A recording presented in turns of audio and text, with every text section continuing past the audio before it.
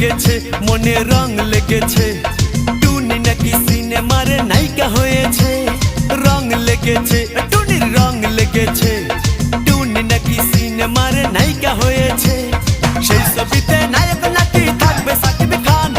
ছবিটার নাম নাকি তুমি আমার জান টুনির জ্বালায় এবার আমার যাবে রে প্রাণ রং লেগেছে মনে রং লেগেছে টুনি নাকি সিনেমার নায়িকা হয়েছে।